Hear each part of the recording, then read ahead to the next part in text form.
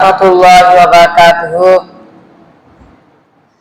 إن الحمد لله نحمده ونستعينه ونستغفره ونؤمن به ونتوكل عليه ونعوذ بالله من شرور أنفسنا ومن سيئات أعمالنا. من يهدي الله فلا مضل له ومن يضلل فلا هادي له. ونشهد أن لا إله إلا الله وأشهد أن محمدا عبده ورسوله. أما بعد، أعوذ بالله من الشيطان الرجيم. بسم الله الرحمن الرحيم. يا أيها الناس اتقوا ربكم الذي خلقكم من نفس واحدة وخلق منها زوجها وبث منهما رجالا كثيرا ونساء واتقوا الله الذي تساءلون به والأرحام إن الله كان عليكم رقيبا.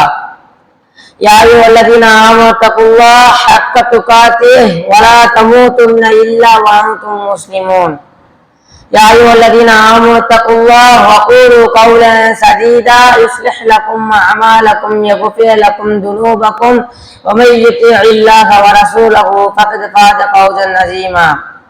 إن أصدق الحديث كتاب الله وأحسن الحديث حديث محمد النبي صلى الله عليه وسلم وشر الأمور محدثاتها وكل محدثة بدعة وكل بدعة ضلالة وكل ضلالة في النار.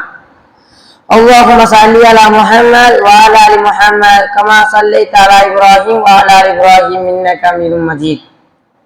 اللهم بارك على محمد وعلى آل محمد كما باركت على إبراهيم وعلى آل إبراهيم إنك حميد مجيد. ربي زدني علما ربي زدني علما ربي زدني علما ربي اشرح لي صدري ويسر لي أمري واحلل عقدة من لساني يفقهوا قولي. அளவற்ற அல்லாஹ்வும் நிகரற்ற அன்புடையவனுமாகிய அல்லாஹ்வின் நல்லடியார்களே, அல்லாஹ் சுப்ஹானஹு வ தஆலா தனது திருமறை குர்ஆனில் கூறுவது என்னவென்றால், தஹஜ்ஜுடைய நேரத்தில் துஆக்கள் கபூலாக்கப்படும் என்று கூறுகின்றான். ஏன், என்ன காரணம், எதற்காக என்று பார்த்தால், தஹஜ்ஜுடைய நேரத்தில் தான் அல்லாஹ் சுப்ஹானஹு வ தஆலா அவனுடைய அரசிலிருந்து முதல் வாரத்திற்கு இறங்கி வருகின்றான். அந்த நேரத்தில் நாம் கேட்கப்படும் துஆக்கள் உடனுக்குடனே கபூலாக்கப்படும். நாம் அல்லாஹ்விடத்தில் அதிகமான துஆக்களை கேட்க வேண்டும். இன்றைக்கு பெரும் பெரும் மார்க்கறிஞர்களிடம் கேட்கப்பட்டால் தஹஜ்ஜுடைய நேரத்தில் தான் துஆக்கள் கபூலாக்கப்படும் என்று கூறுவார்கள். என்ன காரணம், எதற்காக என்று பார்த்தா, அல்லாஹ் சுப்ஹானஹு வ தஆலா அந்த நேரத்தில் தான் தனது அரசில் இருந்து முதல் வானத்திற்கு இறங்கி வருகின்றான். இன்னொரு காலத்தில் ஒரு மனிதர் இருந்தார். அந்த மனிதர் தன்னுடைய வாழ்நாளில் எந்த ஒரு நன்மையும் செய்யவில்லை, முழுக்க முழுக்க தீமை செய்யக்கூடிய மனிதராக இருந்தார். அவர் தன்னுடைய மரண படுக்கையில் அவருடைய மகனிடத்தில் கூறினான், நான் மரணித்த பிறகு என்னுடைய உடலை எரித்து என்னுடைய உடலில் உள்ள சாம்பலை தரையில் பாதியும் கடலில் பாதியும் கரைத்து விடுங்கள் என்று கூறுகின்றார். உடனே அவருக்கு மரணம் வந்துவிட்டது. அவருடைய மகன்கள் அவருடைய சாம்பலை தரையில் பாதியும் கடலில் பாதியிலும் கரைத்து விட்டனர். அதுக்கப்புறம் அல்லாஹ் தஆலா தரைக்கும் கடலுக்கும் கட்டளை இடுகின்றான். அவருடைய உடல் ஒன்று சேர்க்கப்படுகின்றது. அல்லாஹ் சுப்ஹானஹு வ தஆலா அந்த மனிதனிடம் கேட்கின்றான். அதற்கு அந்த மனிதன் கூறுகின்றான், இறைவா, நீ நன்கு அறிந்தவன். நான் உன் மீது உள்ள அச்சத்தால் உன் மீது உள்ள பயத்தால் தான் நான் என்னுடைய உடலை எரிக்க சொன்னேன் என்று அந்த மனிதர் கூறுகின்றான். உடனே அல்லாஹ் சுப்ஹானஹு வ தஆலா அவருடைய கருணையால் அந்த மனிதரை மன்னித்து சொர்க்கத்திற்கு அனுப்புகின்றார். பாருங்கள், அல்லாஹ் சுப்ஹானஹு வ தஆலா நீ கருணை உள்ளவன். அவன் எந்த ஒரு பாவத்தையும் மன்னிக்கக்கூடியவனாக இருக்கின்றான். நாம் அல்லாஹ்விடத்திலே கையேந்தக்கூடியவனாக இருக்க வேண்டும். நாம் அல்லாஹ்விடத்திலே அதிகமாக தௌபா தேட வேண்டும். அல்லாஹ்விடத்திலே அதிகமாக துஆக்கள் கேட்க வேண்டும். அது மட்டுமல்ல, 99 கொலை செய்த ஒரு மனிதனை எடுத்துக்கொள்ளலாம். அவர் தன்னுடைய வாழ்நாளில் 99 கொலை செய்கின்றார். தன்னுடைய பாவத்தை எண்ணி ஒரு மார்க்கறிஞரிடம் சென்று, நான் இப்படி 99 கொலை செய்து விட்டேன், எனக்கு பாவம் உள்ளது அல்லாஹ்விடம் என்று கேட்கின்றார். அதற்கு அந்த மார்க்கறிஞர் இல்லை என்று கூறிவிட்டார். அதற்கு அந்த கொலை செய்தவர் கோபத்தில் அந்த மார்க்கறிஞரை கொண்டு விடுகின்றார். 100 கொலையாக ஆகிவிட்டது. பின்னர் அந்த கொலை செய்தவர் திரும்பவும் தன்னுடைய பாவத்தை எண்ணி வருந்தி இன்னொரு மார்க்கறிஞரிடம் செல்கின்றார். சென்று, நான் இப்படி 100 கொலை செய்து விட்டேன், எனக்கு பாவ மன்னிப்பு உள்ளதா என்று கேட்கின்றார். அதற்கு அந்த மார்க்கறிஞர், நீ நல்ல ஊரின் பக்கம் செல், தீயிலிருந்து விட்டு செல் என்று அந்த மார்க்கறிஞர் கூறுகின்றார். அதற்கு அந்த கொலை செய்தவரும் அந்த நல்ல ஒரு பக்கம் சென்றுகின்றார். செல்லும் வழியில அவருக்கு மரணம் நிகழ்ந்து விட்டது. அப்பொழுது நல்ல எடுக்கும் வானவர் வருகின்றார், கெட்ட எடுக்கும் வானவர் வருகின்றார். இரண்டு வானவர்களும் பேசிக்கொண்டார்.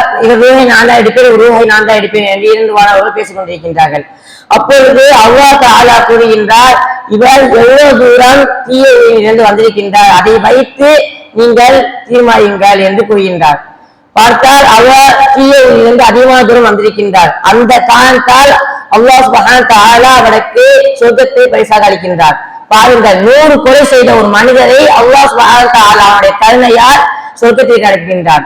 நாம் அல்லாஹ்விடத்திலே சிறிய தவறோ பெரிய தவறோ அனைத்திற்கும் தௌபா கேட்க வேண்டும். நாம் அல்லாஹ்விடத்திலே எந்த ஒரு நான் இன்றைக்கு நம்ம ஒரு சிறிய பொருளை வாங்க வேண்டும் என்றால் நாம் தாயிடத்தை கேட்போம், தந்தையிடத்தை கேட்போம். ஆனால் அல்லாஹ் சுப்ஹானஹு வ தஆலா அவரிடம் கேட்க வேண்டும். நாம் எது கேட்டால் அல்லாஹ் சுப்ஹானஹு வ தஆலா தரக்கூடியவனாக இருக்கின்றான். அது மட்டுமல்ல, புகைவாசி என்ற சம்பவத்தை எடுத்துக் கொள்ளலாம். 3 நபர்கள் காட்டிற்குள்ளே சென்று போகின்றார்கள். சென்று போய்கிட்டு இருக்கும் போது மழை பெய்கின்றது. அந்த மழையின் காரணமாக ஒரு குகையில் ஒதுகின்றார்கள். அப்பொழுது அந்த குகையுடைய வாசலை பெரிய பாறாங்கல் மூடிவிட்டது. அப்பொழுது அந்த 3 நபரும் அந்த பாறாங்கல்லை நகர்த்த பார்க்கின்றார்கள், முடியவில்லை. அந்த இடத்தில் நாம் இருந்திருந்தால் நாம் அவ்வளவுதான் மன்னிக்க போறோம் அப்படின்னு சொல்லி மனசு தளர விட்டுருப்போம். ஆனா அவங்க 3 பேர் அப்படி பண்ணல. அந்த 3 பேரில் ஒருவர் ஆலோசனை கொடுக்கின்றார், நாம் செய்த நற்செயல்களை வைத்து அல்லாஹ்விடத்திலே துஆ கேட்போம் என்று அந்த 3 நபரை ஒருவர் கூறுகின்றார்.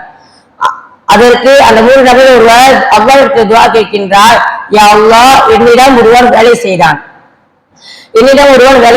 அவன் வேலை செய்து விட்டு அவனுடைய கூலியை வாங்காமல் வெளியூருக்கு சென்று விட்டான். நான் அவனுடைய கூலியை வைத்து 2 ஆடுகள் வாங்கினேன். அந்த 2 ஆடுகள் இனப்பெருக்கம் செய்து ஒரு பெரிய ஆட்டு மந்தையாக ஆகிவிட்டது. சில வருடங்கள் கழித்து அந்த வேலை செய்தவர் என்னிடம் வந்து அவருடைய கூலியை கேட்டான்.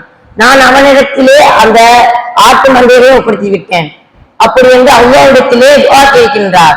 மன அச்சத்தோடு தூய்மையோடு அல்லாஹ்விடத்தில் துஆ கேட்கின்றார். அந்த காரணத்தால் அல்லாஹ் சுப்ஹானஹு வ தஆலா அந்த பாறையை நகர்த்தி அவனுக்கு உதவி செய்கின்றார். பாருங்கள், நாம் இன்றைக்கு எந்த இக்கட்டான சூழ்நிலை இருந்தாலும் அல்லாஹ் சுப்ஹானஹு வ தஆலாவிடம் துஆக்கள் கேட்க வேண்டும். அது மட்டுமல்ல, அபூ ஹுரைரா ரலியல்லாஹு அன்ஹு அவர்கள் முஹம்மது நபி ஸல்லல்லாஹு அலைஹி வஸல்லம் அவருடைய திண்ணை தோழர்கள் ஒருவராக இருக்கின்றார். அப்பொழுது அபூ ஹுரைரா ரலியல்லாஹு அன்ஹு அவர்களுக்கு முஹம்மது நபி ஸல்லல்லாஹு அலைஹி வஸல்லம் அவர்கள் அவருடைய கல்விற்காக வேண்டி துஆ செய்கின்றார். அந்த துஆக்காக வேண்டிதான் அந்த துஆ சிறிய துஆ தான் இன்றைக்கு எந்த ஒரு ஹதீஸ் கிதாபை எடுத்து வந்து பார்த்தாலும் அபூ ஹுரைரா ரலியல்லாஹு அன்ஹு அவர் அறிவித்த ஹதீஸ் தான். இன்றைக்கு நாம் எந்த ஒரு ஹதீஸ் கிதாபை எடுத்து வந்து பார்த்தாலும் அபூ ஹுரைரா ரலியல்லாஹு அன்ஹு அவர் ஹதீஸ் தான் இருக்கின்றது. நாம் ஒரு ஹதீஸை வாசித்தால் அபூ ஹுரைரா ரலியல்லாஹு அன்ஹு அவருடைய பேரை வாசிக்காமல் கடந்து செல்ல முடியாது. பாருங்கள், முஹம்மது நபி ஸல்லல்லாஹு அலைஹி வஸல்லம் அவர்கள் செய்த சிறு துஆ தான், அந்த சிறு துஆ தான் இன்றைக்கு அபூ ஹுரைரா ரலியல்லாஹு அன்ஹு அவருடைய பேர் அதிகமாக புகழப்படுகின்றது. நாம் இறைவனிடத்திலே, இறைவா, நீ நினைத்தால் என்னுடைய பாவத்தை மன்னிக்க வேண்டும் என்று துஆ கேட்கக்கூடாது. இறைவா, நீ என்னுடைய பாவத்தை மன்னித்தாக வேண்டும் என்று உரிமையுடன் கேட்க வேண்டும். நாம் அல்லாஹ்விடத்திலே எல்லாவற்றையும் துஆ கேட்க வேண்டும். அது சிறியதோ பெரியதோ, சிறிய தவறோ பெரிய தவறோ, அனைத்தையும் அல்லாஹ் சுப்ஹானஹு வ தஆலா அவர்களிடம் கேட்க வேண்டும்.